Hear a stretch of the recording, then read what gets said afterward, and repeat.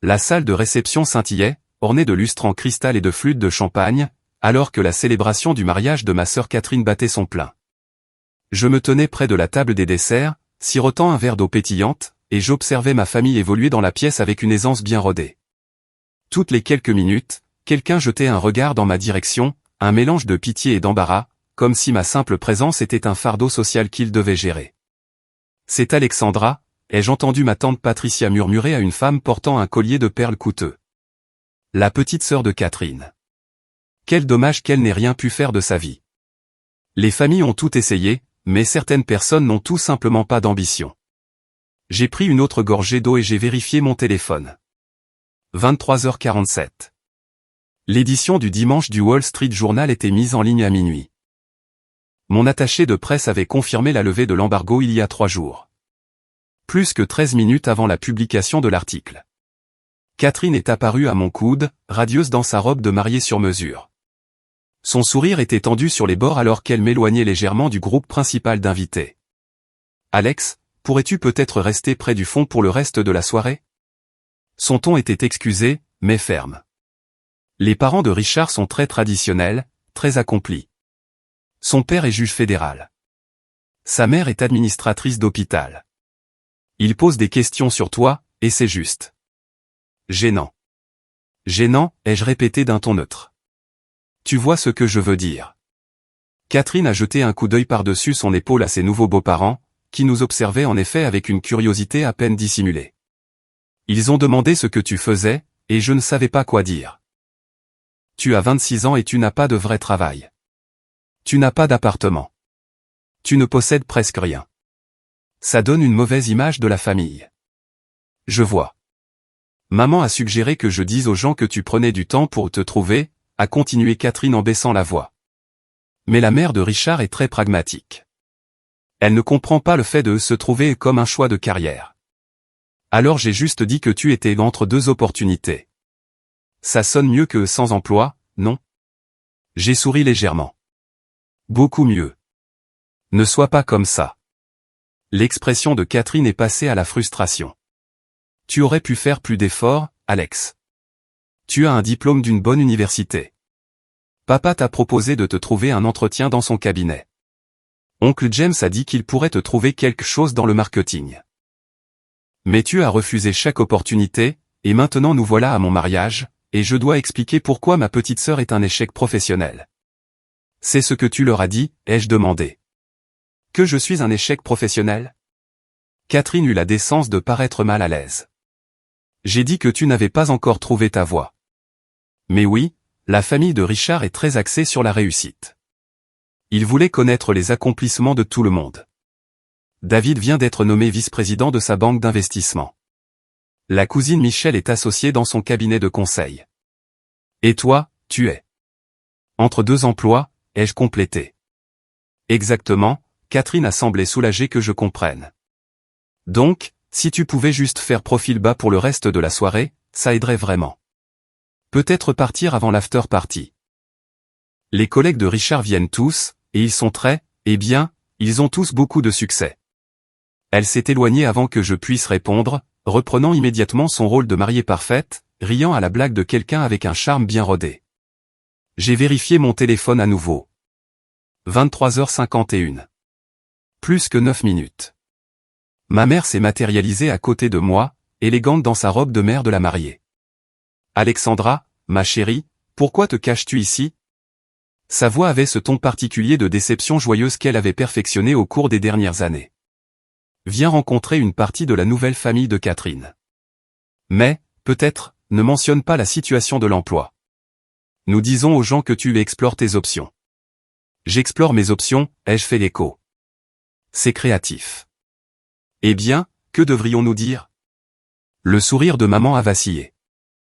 Que tu es au chômage depuis 3 ans. Que tu passes tout ton temps à voyager on ne sait où, pour faire on ne sait quoi.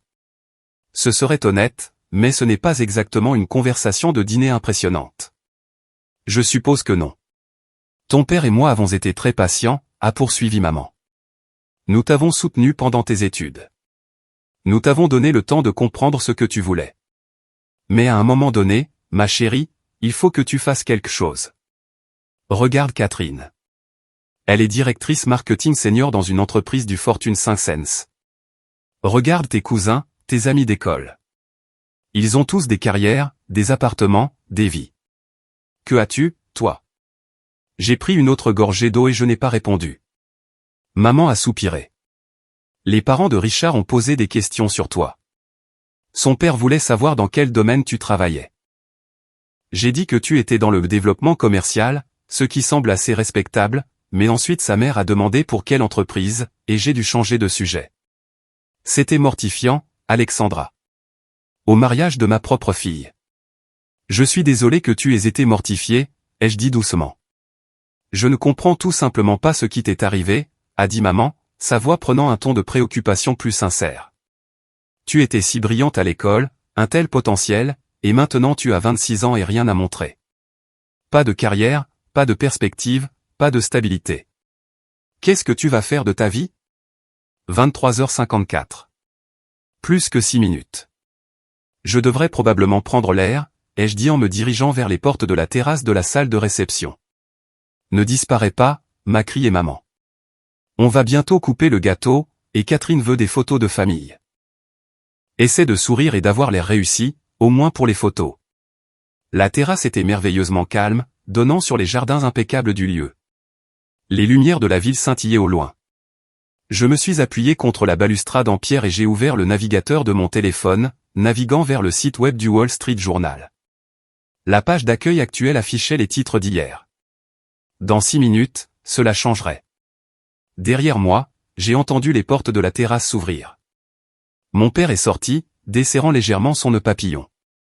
Il m'a repéré et son expression a changé pour ce mélange particulier de déception et de résignation auquel je m'étais habitué. « Ta mère m'a envoyé te chercher », a-t-il dit, en me rejoignant à la balustrade. « Elle a peur que tu partes plus tôt et que tu contraries Catherine. » Je ne voudrais pas contrarier Catherine le jour de son mariage, ai-je dit. Papa est resté silencieux un moment, regardant le jardin. Tu sais, quand tu étais plus jeune, je pensais que ce serait toi que nous célébrerions comme ça. Tu as toujours été la plus intelligente, la plus motivée. Je pensais que tu conquérais le monde des affaires. Les choses ne se passent pas toujours comme on l'attend. Non, a-t-il convenu. C'est vrai. Mais Alex, il ne s'agit plus d'attente. Il s'agit de responsabilité de base. Tu vis sur les économies d'un cadeau de fin d'études, tu séjournes dans des auberges de jeunesse et des hôtels bon marché, faisant Dieu sait quoi de ton temps. Ce n'est pas une vie. C'est une adolescence prolongée. J'ai vérifié mon téléphone. 23h57. Plus que 3 minutes. J'ai essayé d'être compréhensif, a poursuivi papa. J'ai essayé de te donner de l'espace pour que tu trouves tes repères. Mais ce soir, debout dans cette salle de réception, avec tous ces gens accomplis, devoir expliquer que ma plus jeune fille est essentiellement sans emploi et sans but. C'est difficile, Alex. Ça rejaillit sur nous tous. Je comprends. Vraiment? Sa voix a pris une pointe d'agacement. Parce que de mon point de vue, on dirait que tu t'en fiches. Tu te présentes au mariage de ta sœur dans une robe de prêt-à-porter, sans cavalier, sans carrière à mentionner, et tu agis comme si tout allait bien. Ça ne va pas bien. Tu as 26 ans, et tu gâches ta vie. Les portes de la terrasse se sont à nouveau ouvertes. Cette fois, c'était Catherine, suivie de Richard et de ses parents. Catherine avait l'air agacée de me trouver ici. « Te voilà », a-t-elle dit. « On fait les photos de famille. Alex, peux-tu au moins essayer d'avoir l'air présentable ?» Elle s'est tournée vers les parents de Richard avec un sourire d'excuse. « Je suis tellement désolé. Ma sœur n'est pas très douée pour les conventions sociales. » Le père de Richard, le juge fédéral, m'a regardé avec une curiosité polie. « Catherine a mentionné que vous travaillez dans le développement commercial. » « Dans quel secteur ?» Avant que je puisse répondre, Catherine est intervenue. Elle est en fait entre deux postes en ce moment. Elle explore des opportunités. « Je vois », a dit le juge, d'un ton neutre, mais ses yeux reflétaient exactement ce qu'il pensait de quelqu'un qui explorait des opportunités à 26 ans. La mère de Richard, l'administratrice de l'hôpital, a souri avec une sympathie calculée. Ça doit être difficile. Le marché du travail est si compétitif de nos jours. Avez-vous envisagé de reprendre vos études? Parfois, des diplômes supplémentaires peuvent aider. J'y ai pensé, ai-je dit poliment. 23h59. Plus qu'une minute. Eh bien, je suis sûr que vous finirez par trouver quelque chose, a dit la mère de Richard, avec le genre d'encouragement que l'on donne aux causes perdues. Catherine nous a dit que vous aviez beaucoup voyagé. Ça doit être agréable d'avoir la liberté d'explorer avant de s'installer dans une carrière. Ça a été très instructif, ai-je acquiescé. Catherine m'a lancé un regard d'avertissement. Nous devrions vraiment rentrer pour ces photos. Mon téléphone a vibré dans ma main. J'ai jeté un coup d'œil à l'écran. Minuit. Le site web du Wall Street Journal s'est actualisé. La nouvelle page d'accueil s'est chargée. Le titre principal est apparu en gros caractères gras, la milliardaire de l'ombre, comment une jeune femme de 26 ans a bâti un empire technologique en secret. En dessous, une photographie professionnelle pour laquelle j'avais posé il y a 2 semaines. En dessous, le sous-titre, la start-up furtive d'Alexandra Chen révolutionne la cybersécurité, valorisée à 3,2 milliards d'euros lors de sa dernière levée de fonds. J'ai levé les yeux de mon téléphone pour trouver 6 paires d'yeux me fixant, attendant que je les suive à l'intérieur pour des photographies où je sourirais, en essayant d'avoir l'air réussi malgré mon statut de déception familiale. En fait, ai-je dit calmement, il y a quelque chose que vous devriez probablement tous voir. J'ai tendu mon téléphone, leur montrant la première page du Wall Street Journal. Ma photo les fixait depuis l'écran. Pendant un long moment, personne n'a bougé. Personne n'a parlé. Ils ont simplement fixé le téléphone, puis moi, puis de nouveau le téléphone, comme si leur cerveau ne parvenait pas à faire le lien entre les 2 images. Catherine a été la première à retrouver sa voix. C'est une blague? C'est retouché? C'est le Wall Street Journal, ai-je dit.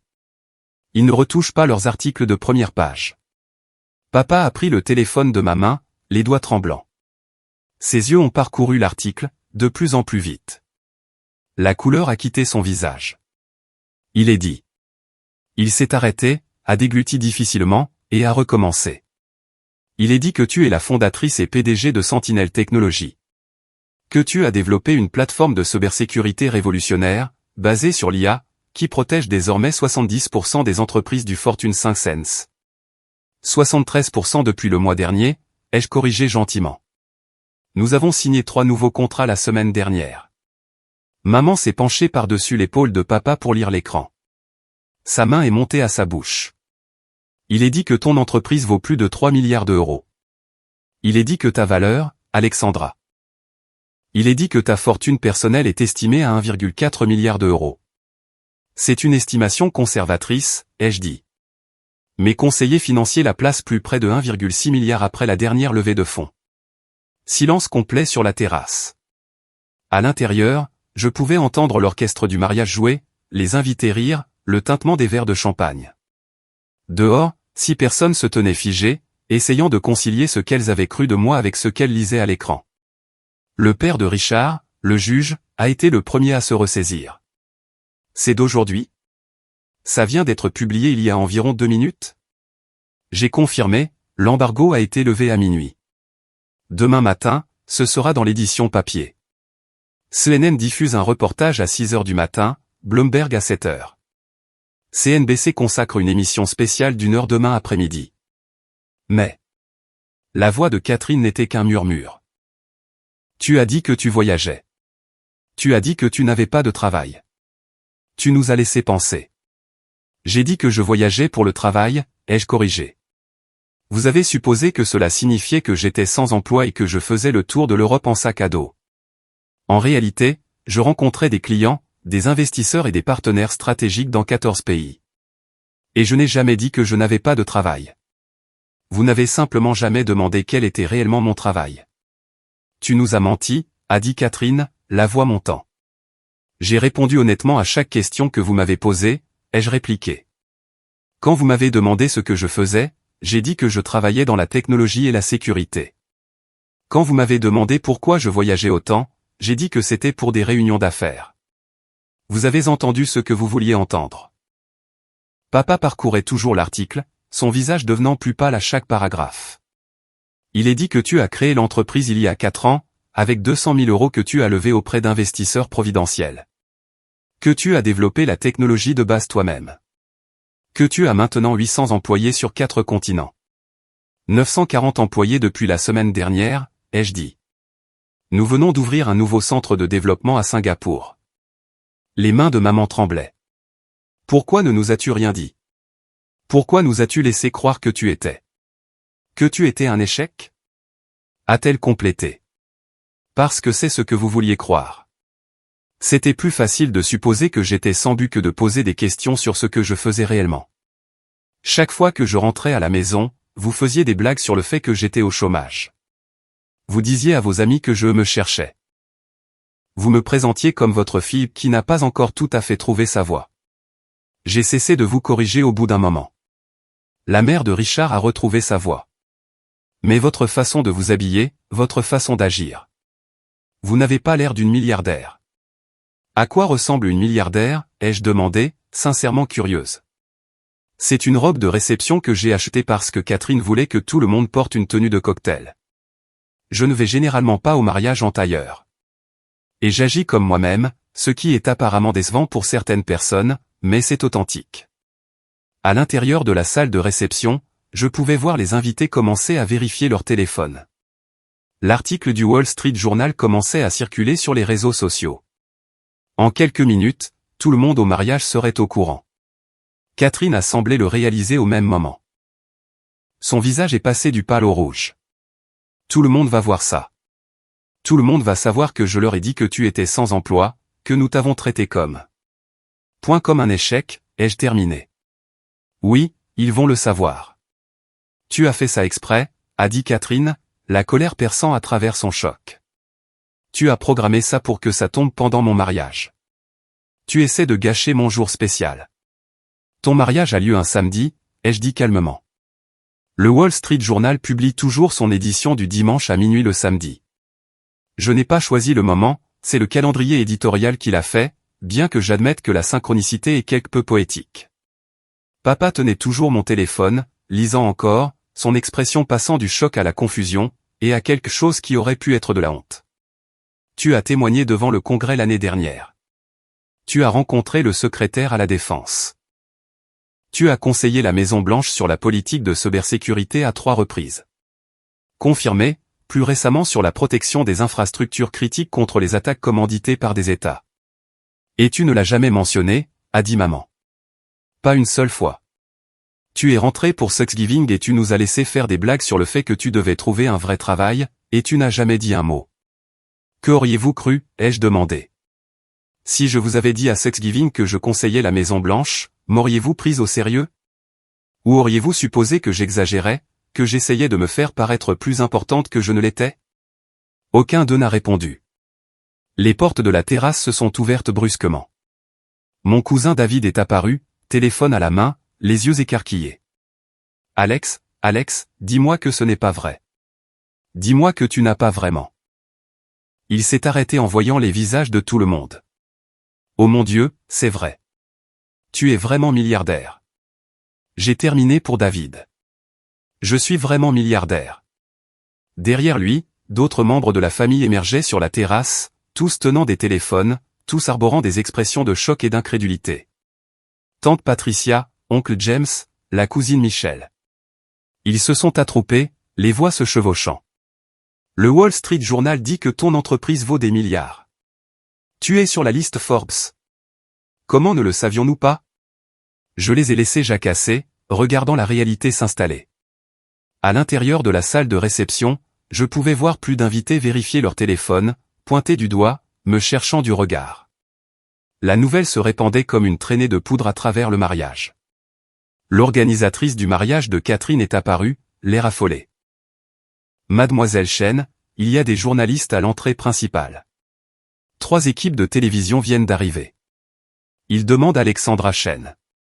Dois-je appeler la sécurité? Ce doit être mon équipe de sécurité, ai-je dit. Je leur ai demandé de rester à l'extérieur, à moins que j'aie besoin d'eux. Faites-leur savoir que tout va bien. Les journalistes peuvent attendre. Ton équipe de sécurité, a répété Catherine, abasourdie. Je vaux plus d'1 milliard d'euros, ai-je dit. Mon conseil d'administration a insisté sur une sécurité appropriée après notre levée de fonds de série D. Il y a eu des menaces, des craintes d'enlèvement, les complications habituelles qui accompagnent une richesse très visible. Mon téléphone a recommencé à vibrer sans interruption avec des notifications entrantes. Je l'ai repris à mon père et je l'ai mis en silencieux. J'ai 43 appels manqués, ai-je observé. CNN, NBC, CBS, Fox Business, Bloomberg, Forbes, Fortune, TechCrunch, et une douzaine d'autres, plus 217 messages textes. Mon attaché de presse doit être en train de faire une crise cardiaque. Je lui avais dit que je serais indisponible pendant le mariage de ma sœur, mais je ne pense pas qu'elle avait anticipé ce niveau de réponse immédiate. Ton attaché de presse, a fait écho maman, faiblement. Margaret est, anciennement vice-présidente des communications chez Tesla. Elle est très bonne. Chère, mais elle en vaut la peine. J'ai jeté un autre coup d'œil à mon téléphone. Elle m'a envoyé 14 textos au cours des 3 dernières minutes. Apparemment, l'article est en tête des tendances mondiales sur les réseaux sociaux. Le hashtag milliardaire d'El Ombre est déjà viral. Oncle James s'est avancé, sa condescendance antérieure remplacée par un intérêt calculateur. Alex, ma chérie, nous devrions parler. J'ai quelques opportunités d'investissement qui pourraient intéresser quelqu'un avec ton genre de capital. Non, ai-je dit simplement. Mais tu n'as même pas écouté. Non, ai-je répété.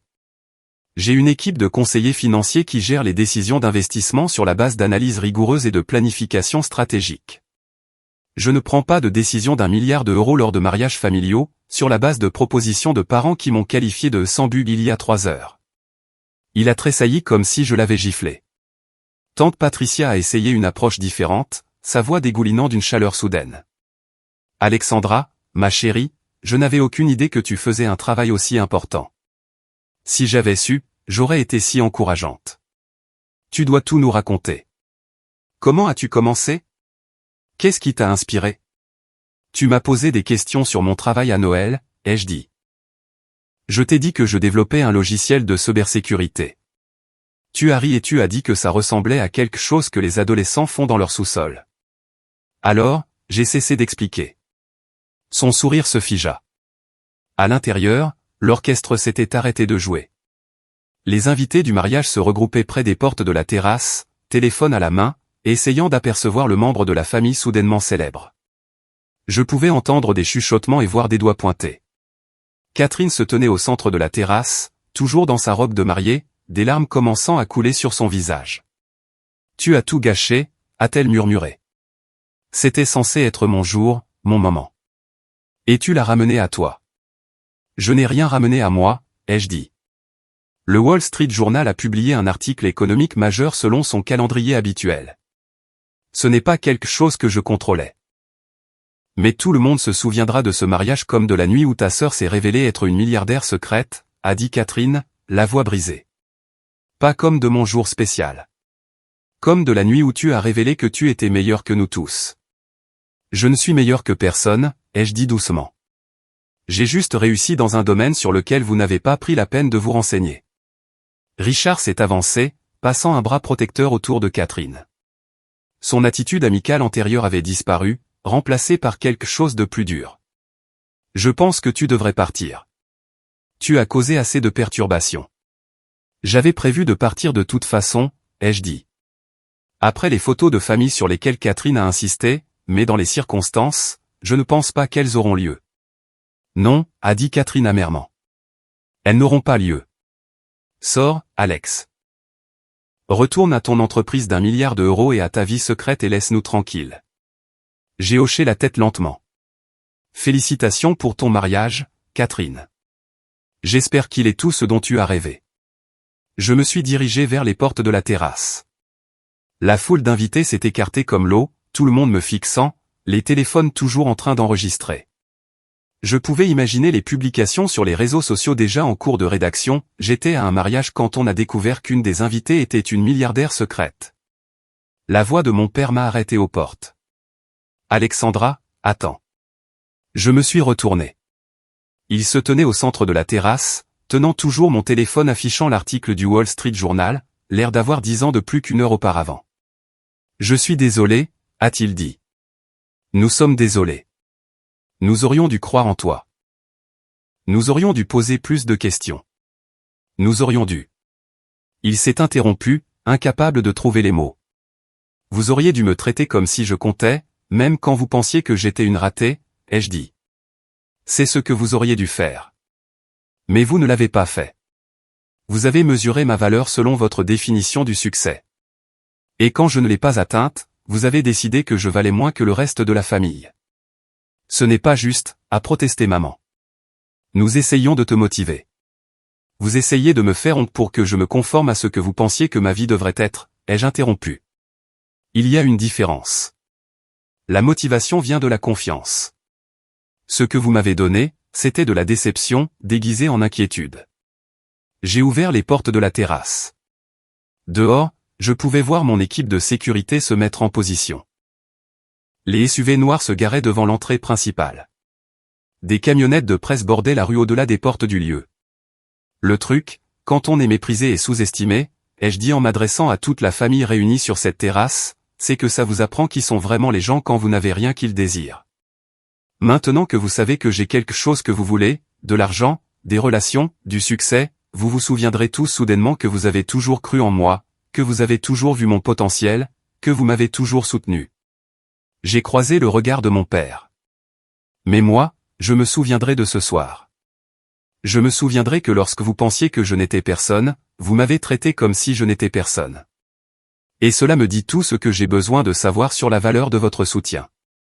J'ai traversé la salle de réception. Les invités se sont pressés contre les murs, me regardant passer. Certains ont essayé de parler, Alexandra, attendez. Je voulais parler de eux mais j'ai continué à marcher. À l'entrée principale, Marcus, mon chef de la sécurité, attendait avec 2 membres de son équipe. Mademoiselle Chen, nous avons une situation. Plusieurs équipes de presse, environ plus de 50 photographes, et une foule de curieux. Nous pouvons vous faire sortir par l'entrée de service arrière si vous préférez les éviter. Non, ai-je dit. Je sortirai par l'avant. Vous êtes sûr? Ça va être chaotique. Laissez-les me voir, ai-je dit. Laissez-les prendre leurs photos. L'article est déjà sorti. Ça ne sert à rien de se cacher. Marcus a hoché la tête et a parlé dans sa radio. Le sujet principal se dirige vers la sortie avant. Tout le monde en position. Les portes se sont ouvertes et je suis entré dans un mur de flash d'appareils photo et de questions criées. Mademoiselle Chen, qu'est-ce que ça fait d'être révélée comme milliardaire? Mademoiselle Chen, votre famille ne savait vraiment rien de votre entreprise. Mademoiselle Chen, pouvez-vous commenter les informations selon lesquelles vous êtes la plus jeune femme milliardaire de la tech? Mademoiselle Chen, est-il vrai que vous avez démarré votre entreprise dans un garage? Je me suis arrêté en haut des marches, la sécurité formant un demi-cercle protecteur autour de moi. Derrière moi, je pouvais voir les invités du mariage se presser aux fenêtres, filmant avec leur téléphone. Le jour spécial de Catherine était en effet devenu tout autre chose. Je ferai une seule déclaration, ai-je dit, ma voix tranchant dans le chaos. Les journalistes se sont tus, les caméras se sont concentrées. J'ai bâti mon entreprise en 4 ans, grâce à un travail acharné, une technologie innovante, et une équipe exceptionnelle. J'ai choisi de garder mon succès privé parce que j'appréciais ma vie privée et que je voulais me concentrer sur le travail plutôt que sur la publicité. L'article du Wall Street Journal révèle des détails sur mon entreprise et mon parcours. C'est tout ce que j'ai à dire ce soir. Merci. Mais mademoiselle Chen, qu'en est-il de votre famille? C'est tout ce que j'ai à dire ce soir, ai-je répété fermement. Marcus m'a guidé vers le SUV qui attendait. Je me suis glissé sur la banquette arrière et la porte s'est fermée, étouffant les cris et les clics des appareils photo. Le véhicule s'est éloigné du lieu. Une voiture de sécurité devant, une deuxième derrière. Mon téléphone a encore vibré. J'ai regardé l'écran. Margaret avait envoyé un message, tu es en tendance dans 47 pays. CNN te veut en direct à 6 heures. Fox Business propose une émission spéciale en prime time. Forbes veut avancer ta couverture au numéro de la semaine prochaine. Appelle-moi dès que possible. Un autre message, celui de mon directeur financier, la bourse va être intéressante lundi. Nos clients sont ravis de la publicité. Le conseil d'administration veut une réunion d'urgence. Un autre de ma directrice des ressources humaines, nous avons eu 2400 candidatures au cours de la dernière heure. Le site de carrière a planté. dans le bon sens. J'ai éteint mon téléphone et je me suis adossé au siège, regardant les lumières de la ville défiler par la fenêtre. Où allons-nous, mademoiselle Chen? A demandé le chauffeur. Votre hôtel? Le bureau, ai-je dit. J'ai le sentiment que lundi va être intense. Je devrais me préparer. Il est plus de minuit un samedi, a fait remarquer Marcus. Vous devriez vous reposer. Je me reposerai demain, ai-je dit. Ce soir, j'ai besoin de réfléchir. Le SUV s'est dirigé vers le centre-ville, vers le gratte-ciel étincelant qui abritait le siège de Sentinel Technologies, mon entreprise, ma création, la chose que j'avais bâtie pendant que ma famille me considérait comme sans but. Mon téléphone a vibré une dernière fois avant que je ne puisse l'éteindre complètement. Un texto de Catherine, je te déteste pour ça. J'ai fixé le message un long moment, puis j'ai répondu, je sais. Je suis désolé que ce soit arrivé à ton mariage, mais je ne suis pas désolé pour mon succès. J'ai ajouté une dernière ligne, j'espère qu'un jour tu seras fier de moi au lieu d'avoir honte, mais sinon, ça ira. Je n'ai plus besoin de ton approbation. Le message a été envoyé. J'ai complètement éteint le téléphone. À travers la vitre du SUV, je pouvais voir mon reflet dans le verre. La même personne que j'étais ce matin. La même personne que j'étais il y a 4 ans, quand j'avais commencé ce voyage. La seule chose qui avait changé, c'est que maintenant, tout le monde savait ce que j'avais fait pendant qu'il ne prêtait pas attention. Le SUV est entré dans le garage souterrain de mon immeuble. J'ai pris l'ascenseur privé jusqu'au dernier étage, où mon bureau occupait toute la suite d'angles. Des fenêtres du sol au plafond donnaient sur la ville. Mes récompenses et brevets bordaient un mur.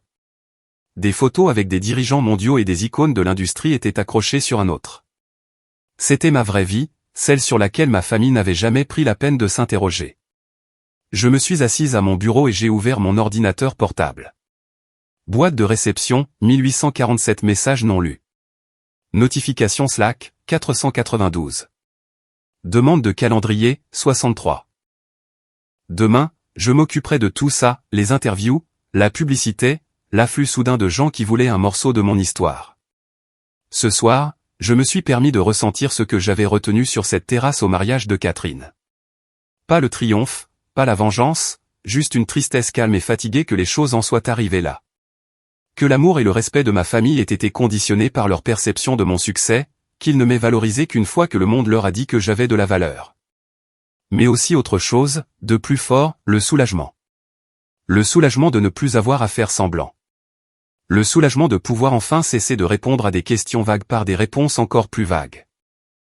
Le soulagement d'avoir prouvé, au moins à moi-même, que je n'avais pas besoin de leur confiance pour réussir. La ville s'étendait sous mes fenêtres, des millions de lumières scintillant dans l'obscurité. Quelque part là-dehors, le mariage de Catherine continuait probablement, les invités bavardant sur la révélation spectaculaire. Quelque part là-dehors, mes parents essayaient de comprendre comment ils avaient pu se tromper à ce point. Quelque part là-dehors, les camionnettes de presse préparaient leur reportage du matin sur la milliardaire de Londres qui s'était cachée à la vue de tous.